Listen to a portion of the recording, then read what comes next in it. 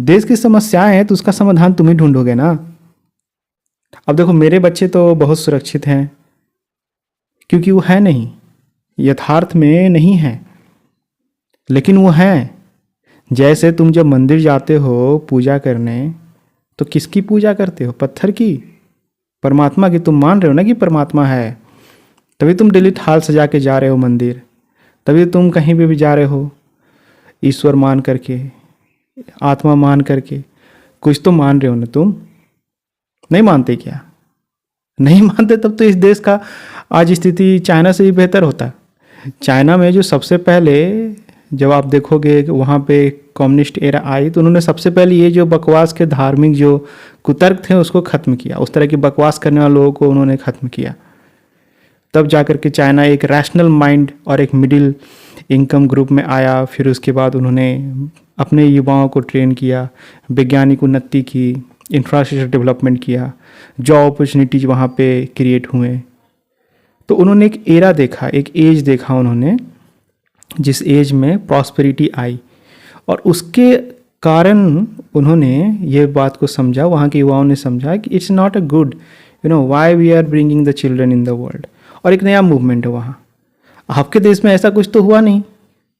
आपके देश में आज भी अंधविश्वास ही हर तरफ फैला हुआ है। तो जो लोग ये कह रहे हैं कि मेरे बच्चे तो हैं नहीं, हैं वो। जब आप मंदिर में जाते हो तो वहाँ भगवान होता है नहीं ना, तो वैसे ही मेरे बच्चे हैं। आपको नहीं दिख रहा है इसका मतलब थोड़ी वो नहीं, और बहुत सुरक्षित हैं क्योंकि वो अस्तित्व के गुलाम नहीं है। ये जो पूरा जगत है, ये जो अस्तित्व है, उसके वो गुलाम नहीं है। जन्म से पहले मुक्त हैं वो। जैसे जन्म के बाद मुक्त होने पे आप विदेह कहते हो, तो जन्म से पहले मुक्ति भी तो होती है, क्योंकि उनके माता पिता है ना, जो कि सर्व मैं ही हूँ, सब कुछ मैं ही हूँ, है ना, एको अहम बहुश्यामी। तो मैं ही माता, मैं ही पिता हूँ, और मेरे बच्चे भी हैं। और वो बच्चे मुक्त हो गए जन्म से पहले क्योंकि उनके पिता के पास ये विवेक है, ये बुद्धि है कि अस्तित्व दुखमय है। अगर आपके पास नहीं है तो आपने उस बच्चे को इस यथार्थ में लेकर के आए। और आप वही लोग हैं जो थाल सजा के मंदिर जाते हो, पत्थर को पूजते हो और कहते हो कि ईश्वर है। आप वही लोग हैं जो ईश्वर पर विश्वास करते हो। लेकिन जब मैं ये बात बोलता हूँ कि मेरे बच्चे हैं और वो मुक्त हैं, और वो आपके बच्चों से बहुत बेहतर स्थिति में, क्योंकि अस्तित्व के दुख को झेलने के लिए वो आए नहीं, क्योंकि उनका पिता बहुत ज़्यादा समझदार है, तो आपको बुरा क्यों लगता है? अगर इतना बुरा लगता है तो थाल सजा के मंदिर जाना बंद कर दो। ये जो तुम काल्पनिक ईश्वर पर विश्वास करते हो उस पर विश्वास करना बंद कर दो। अगर तुम्हें मेरे बच्चे पर विश्वास नहीं है तो अपने काल्पनिक ईश्वर पर विश्वास करना बंद कर दो, है ना। तो मूर्खता वाली जितनी भी चिंतन धाराएं हैं उनको तुम त्यागना नहीं चाहते। मैंने पहले ही बताया, तुम इसलिए नहीं त्यागना चाहते क्योंकि तुम उन सारी धाराओं में, उन सारी संरचनाओं में अपने इंद्रियों से जो जुड़े विषय हैं उनके भोग करने के लिए ललायित हो। अभी तुम्हारी वो निष्काम वाली स्थिति नहीं आई है। तुम भोग विलास में जानबूझ करके लिप्त रहना चाहते हो, तुम जानबूझ करके इस अस्तित्व में फंसे रहना चाहते हो। तो इसका दोष किसी को मत देना।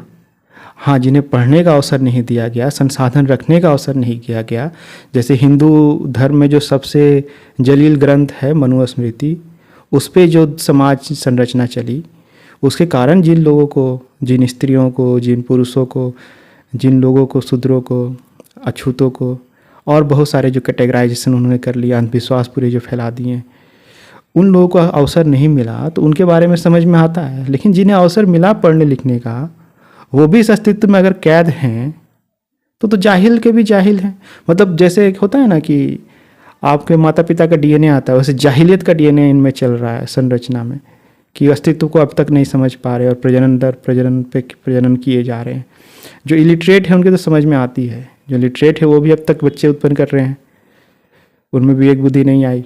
तो इसीलिए मैं कहता हूँ कि जो मेरे बच्चे हैं वो, अगर आप मानते हो किसी ईश्वर चेतना को जो इस शरीर, इस संसार से परे है, ब्रह्म, कोई सत्य ब्रह्म है, तो मेरे शिशु वही हो गए हैं, क्योंकि उनको अस्तित्व में आने की आवश्यकता भी नहीं पड़ी, क्योंकि उनका पिता इतना बुद्धिमान है, उसने काम वासनाओं में लिप्त होकर के वैसी ऊर्जा नहीं, वैसी परिस्थिति नहीं बनाई किसी चेतना को फंसना पड़े। और जिन चेतनाओं को नहीं फंसना पड़ा वो सभी मेरे शिशु हैं और वो सभी मुक्त हैं। धन्यवाद।